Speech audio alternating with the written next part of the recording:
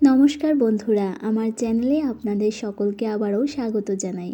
আজকে আমি electric rice কুকারে আলু টমেটো দিয়ে একটি নিরামিষ পাতলা ঝোল আপনাদেরকে তৈরি করে দেখাবো, যেটা আপনারা দুপুরে লাঞ্চ কিংবা রাত্রে ডিনার হিসেবে অনায়াসে বানিয়ে নিতে পারেন। খুব সহজেই তৈরি করে নেওয়া যায় এই রেসিপিটি। তাহলে চলুন বন্ধুরা, আর দেরি না করে শুরু করে নেওয়া যাক আজকের এই ভিডিওটি।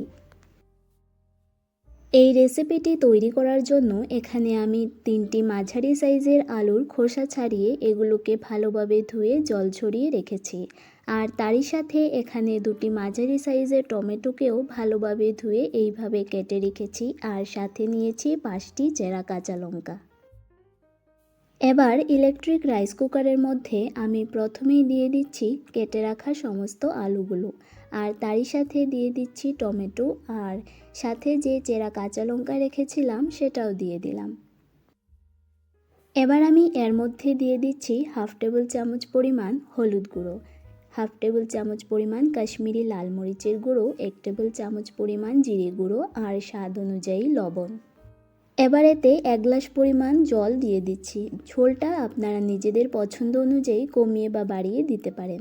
এবার সব কিছুকে খুব ভালোভাবে মিশিয়ে নিচ্ছি।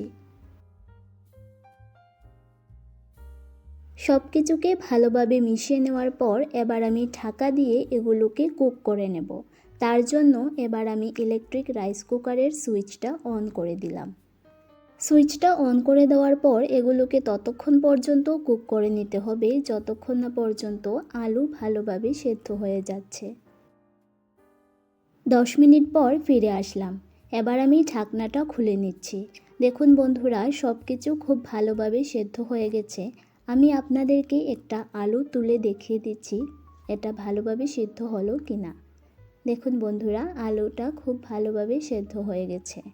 আলু টমেটোর ঝোলটা প্রায় তৈরি হয়ে গেছে। এবার আমি এর মধ্যে ফোড়ন দিয়ে দেব। তার জন্য এখানে আমি সরষের তেল গরম হতে বসিয়ে রেখেছি। তেলটা গরম হয়ে গেলে এতে আমি ফোড়ন হিসেবে দিয়ে দিচ্ছি শুকনো লঙ্কা, আর তারই সাথে দিয়ে দিচ্ছি কুচিয়ে রাখা 2 টেবিল চামচ পরিমাণ আদা। শুকনো লঙ্কা ও আদাকে 6-7 সেকেন্ড ভেজে নেওয়ার পর এতে আমি দিয়ে দিচ্ছি 5 ফোড়ন।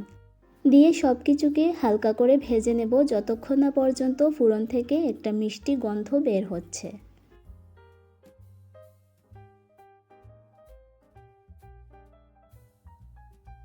দেখুন বন্ধুরা, সব কিছু খুব সুন্দরভাবে ভেজে নেওয়া হয়ে গেছে। এবার আমি আলু টমেটোর ঝোলের মধ্যে ফোড়নটাকে দিয়ে দিচ্ছি। ফোড়নটা দিয়ে দেওয়ার পর এবার আমি ভালোভাবে নাড়াচাড়া করে সব কিছুকে ঝোলের সাথে ভালোভাবে মিশিয়ে নেব। দেখুন বন্ধুরা, এই পর্যায়ে আমার রান্নাটা প্রায় হয়ে এসেছে। তবে নামানোর আগে আমি এর মধ্যে দিয়ে দিচ্ছি কাসুরি মেথি।